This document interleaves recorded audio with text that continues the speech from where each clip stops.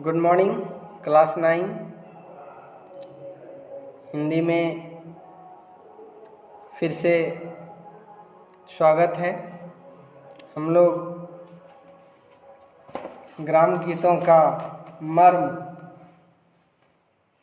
यानी लक्ष्मी नारायण सुधांशु जी द्वारा लिखे गए निबंध को, जो कि चैप्टर 3 है, क्या है, चैप्टर 3 को हम लोग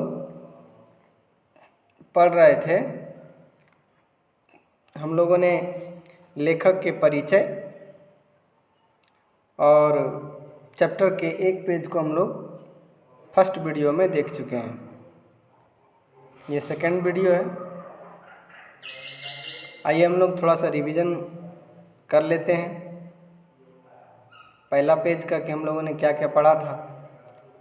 तो हम लोग देखे थे कि किसी भी देश का जो कविता है उसका जन्म कैसे हो गया, तो वहाँ के दंत कथाओं और ग्राम गीतों से।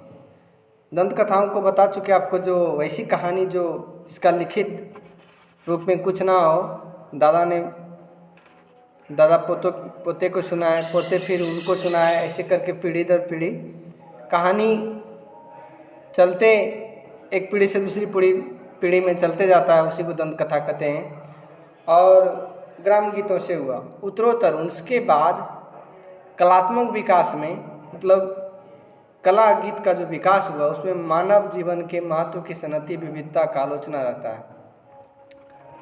सामाजिक जीवन को हम लोग जानना चाहते हैं। सामाजिक जीवन और काव्य, ये दोनों बातों को हम लोग देखते हैं तो ही पता चलता है कि कोई भी देश, गांव, राज्य का कितना विकास हो पाया है। और वो रूढ़िवादिता को लेकर के, परिस्थितियों के परवस्था के कारण जीवन के किस सीमा तक पंगु बना है और कहाँ तक रूढ़ियों पर उन्होंने विजय पाया है। हम लोग पढ़े थे कि ग्राम गीतों में क्या होता है, तो मनुष्य का लालसा, वासना, प्रेम, घृणा, उल्लास, विषाद,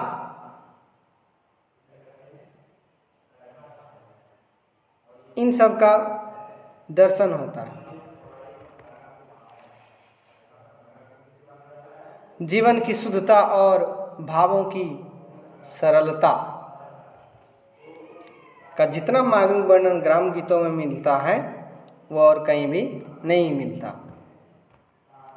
जीवन का आरंभ जैसे शैशव है, जैसे हम लोग अपना जीवन का आरंभ शिशुअवस्था से करते हैं, वैसे ही कला गीत का ग्राम गीत से, कला गीत जो आजकल हम लोग सुनते हैं, उनका विकास कैसे हो गया? गांव के गीतों से हो गया।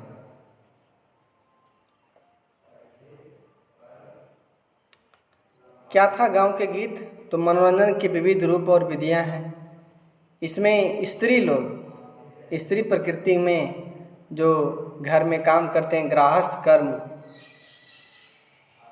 उनका गीतों से अटूट संबंध था। जैसे कि चक्की पीसते समय, धान कुटते समय, चरखा काटते समय शारीरिक श्रम को हल्का करने के लिए स्त्री लोगों ने ग्राम गीतों का शुरुआत किया था। हम लोग इन सब बातों को पढ़े हैं, समझे हैं।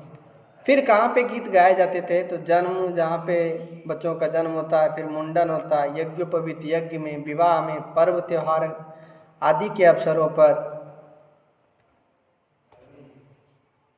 खुशी और उमंग, उल्लास और उमंग की बातों को रखते हुए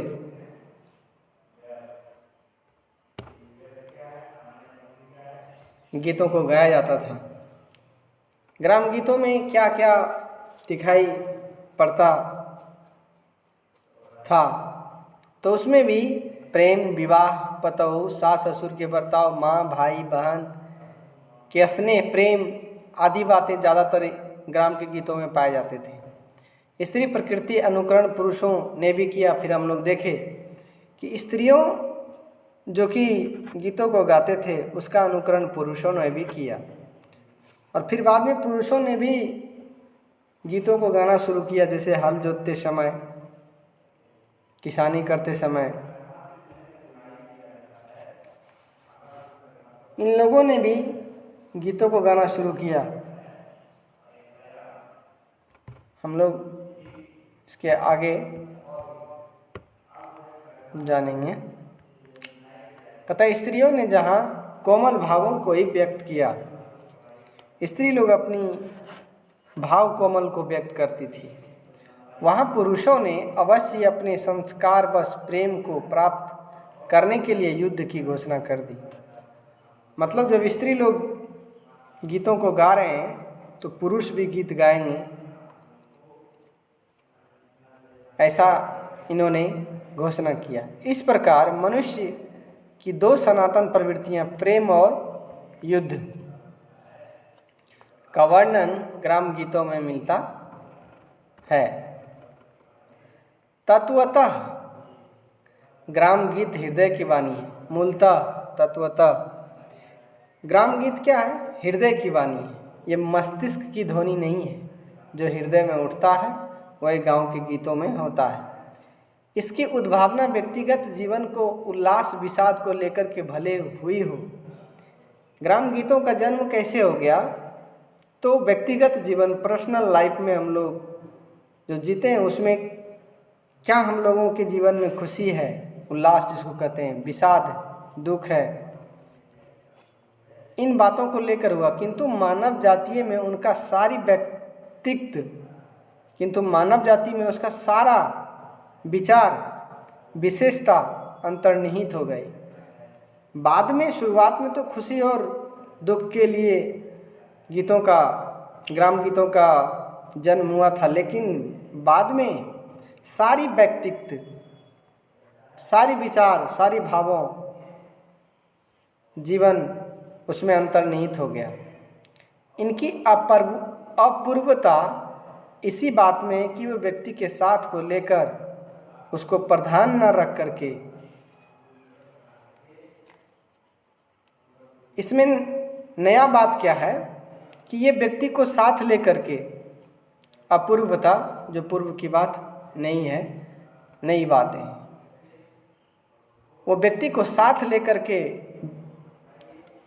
प्रधान न रख करके, उपलक्ष्य बना करके भावों की स्वाभाविक मार्मिकता, भाव को अपने आप मर्म के साथ अग्रसर हुआ।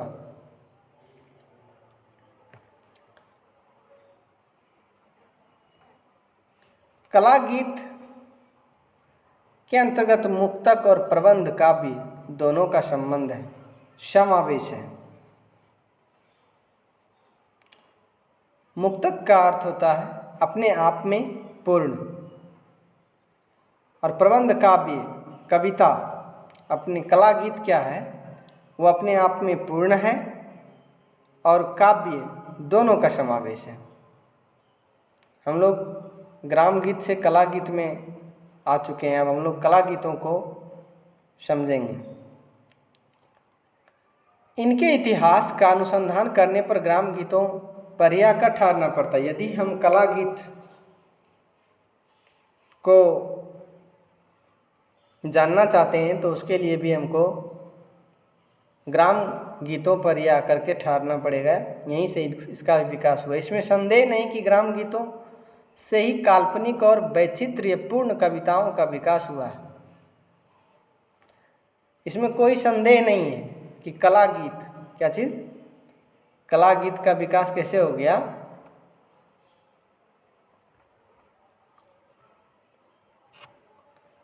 तो गांव के गीतों से ही काल्पनिक और वैचित्र्यपूर्ण विचारों से पूर्ण इसका विकास हुआ।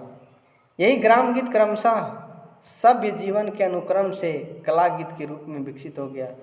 जो गांव के गीत थे वही धीरे धीरे आकर के सभ्य जीवन में अनुकरण करते हुए कला गीत में बदल गया, जिसका संस्कार अब तक वर्तमान है।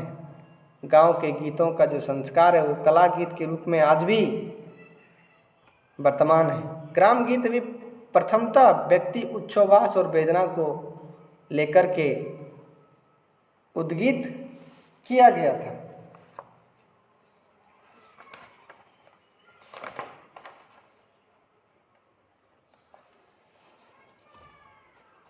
कैसे ग्राम गीत का जन्म हुआ था? तो उच्छ्वास, विषादपूर्ण अभिव्यक्ति, आह जिसको कहते हैं, वेदना का मतलब दुख, इन सब बातों के लिए किया गया। किंतु इन भावनाओं से संविष्ट का इतना प्रतिनिधित्व किया गया कि उनकी सारी व्यक्तित्व सत्ता संविष्ट में ही तिरोहित हो गई, और इस प्रकार से सारी बातों को जोड़ करके लोकगीत का संज्ञा प्राप्त हुआ। ग्राम गीत को कला गीत के रूप में आते आते कुछ समय तो लगा। गांव के गीत जो स्त्रियां गाती थी, बाद में पुरुषों ने भी अनुकरण किया। वो चीज़ कला गीत में आने में कुछ समय तो लगा, लेकिन बोलते हैं पर उसमें सबसे मुख्य बात यह रही कि कला गीत, जो कला गीत अपनी रूढ़ियाँ बना करके चले। जो ग्राम गीतों में बातें था वो कला गीत उसको छोड़ा नहीं, बल्कि वो रूढ़ियाँ को ले करके चला। कला गीत का क्षेत्र भी जितना व्यापक और विस्तृत हुआ, कला गीत जो इतना व्यापक और विस्तृत हुआ, उसके अनुसार यदि उसमें कुछ हद तक शास्त्रीय रूढ़ि प्रियता न रहती, कुछ शास्त्रीय रूढ़ि प्रियता न रहता, शास्त्रों का जो पुरानी बातें हैं वो उसका प्रिय नहीं रहता, तो उसके समरूपत्व का निर्वाह भी संभव नहीं होता। तो फिर कला गीत का विकास भी संभव नहीं हो पाता। यदि उसमें रूढ़ी, ग्राम गीतों की जो रूढ़ी बाध्यता की बातें था उसमें नहीं डाला जाता, तो कला गीत का भी विकास नहीं हो पाता। ग्राम गीत की रचना में जिस प्रकृति और संकल्प का विधान था, गांव के गीतों में जो प्रकृति को लेकर के विधान था, कला गीत में उसकी उपेक्षा करना समुचित नहीं माना गया। कला गीत में उस बात को हटा देना अच्छा नहीं माना गया। अत्यधिक संस्कृत और परिष्कृत होने के बाद भी कला गीत अपने को मूल ग्राम गीत के संस्कार के कुछ बातों में मुक्ति न पा सका। कुछ बातें तो चेंज हुआ ग्राम गीतों से कला गीतों में, लेकिन ऐसा नहीं कि कंप्लीट चेंज आ गया, बल्कि बोलता है कुछ बातों में वो मुक्ति नहीं पा सका। कला गीत में ग्राम गीतों की बातें आज भी वर्तमान है, और यह उस समय तक संभव नहीं है जब तक मानव प्रकृति को ही विषय मान करके काव्य रचनाएं की जाती रहेगी। और जब तक मानव प्रकृति को विषय मान करके कविताओं की रचना करता है, तब तक ग्राम गीतों का महत्व कला गीतों से नहीं जा सकता। ग्राम गीत से कला गीत के परिवर्तन में एक बात उल्लेखनीय रही। ग्राम गीत से कला गीत में जो परिवर्तन हुआ उसमें एक बात उल्लेखनीय रहा, वो क्या है? ग्राम गीत में रचना की जो प्रकृति स्त्रैण थी वह कला गीत में आकर के पौरुष पूर्ण हो गया। जो गांव के गीत स्त्रियां गाती थी, और स्त्रियां किसके लिए गाती थी? तो अपने पुरुषों के लिए। वो सब स्त्री ग्राम गीतों में अपने पुरुषों को बहुत अच्छा मानते थे, बहुत सुंदर मानते थे। यानी एक पुरुष को वो लोग इस रूप में देखते थे कि उनका पूरा जीवन पुरुषों को लेकर के था। पुरुष बाहर के काम करते थे, हर बातों को वो ज़्यादा काम करते थे, स्त्रियां घर के छोटे छोटे कामों को करते थे। वो पुरुषों से बहुत खुश थी, और वो पुरुषों के लिए गीतों को गाते थे। लेकिन वही कला गीत में अगर देखें तो अब ये चीज़ चेंज हो गया, और अब पुरुष स्त्रियों की सुंदरता को लेकर के या और भी बहुत बातें हैं जो आप लोग या हम लोग जानते हैं। अब पुरुष स्त्रियों की छोटी बड़ी सारी बातों को लेकर के गीतों को गाते हैं। स्त्री और पुरुष की रचयिता के दृष्टिकोण में सूक्ष्म और स्वाभाविक भेद हो सकता है। वह ग्राम गीत और कला गीत की अंतर प्रकृति में बना रहा। स्त्री और पुरुष के रचयिता के दृष्टिकोण में जो सूक्ष्म और स्वाभाविक अंतर है वह कला गीत और ग्राम गीत दोनों में बना रहा। ग्राम गीत में स्त्री की ओर से जो हमने बोला आपसे वही यहाँ पे हम लोग सुनेंगे। कहता है ग्राम गीत में स्त्री की ओर से पुरुषों के प्रति प्रेम की आसन्नता थी। स्त्री पुरुषों से प्रेम चाहता था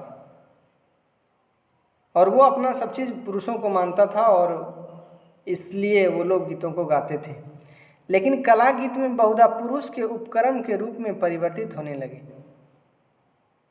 लेकिन वही कला गीत में पुरुष ही स्त्रियों के लिए गाने लगे।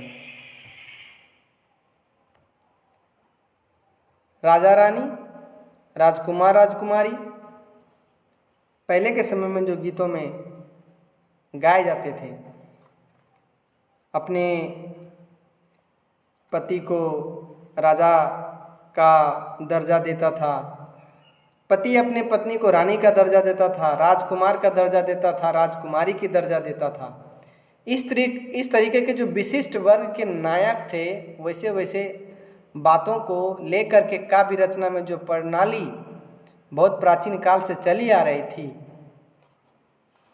प्रारंभ में जो विशिष्ट वर्ग थे जैसे कि राजा रानी, राजकुमार राजकुमारी, ये सब शब्दों को डाल करके गीतों को गाए जाते थे। अपने पुरुष स्त्री के लिए गाते थे, पुरुष और स्त्री पुरुषों के लिए। ग्राम गीतों में स्त्रियां पुरुषों के लिए गाते थे और कला गीतों में पुरुष स्त्रियों के लिए गाते थे।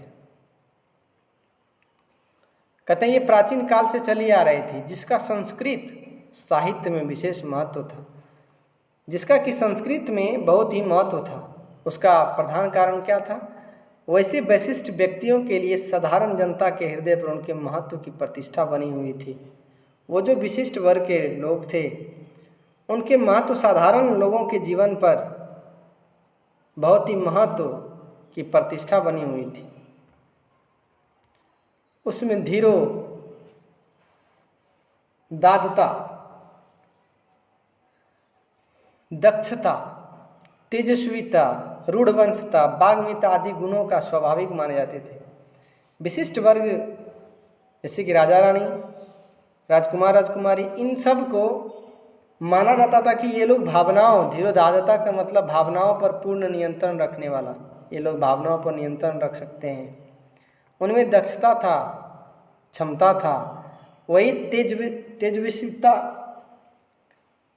वही तेजस्विता, उनमें तेज था, रूढ़वंशता था, वही लोग वंश को चलाने वाला था, वही लोग वाग्मिता था। आदि गुण उन सब में स्वाभाविक माने जाते थे। मानव होते हुए भी उनकी महत्ता, उनके महत्व, विशिष्टता, प्रतिष्ठा आदि का प्रभावों उत्पाद का संस्कार जनता के चित्त पर पड़ा था। ये जो विशिष्ट वर्ग थे उनका ही महत्व, विशिष्ट और उनका प्रतिष्ठा और उनके प्रभाव के संस्कार जो था वो जनता के चित्त पर था। और ये लोग जब गीत गाते थे तो इन्हीं सब बातों को अपने गीतों में डालते थे।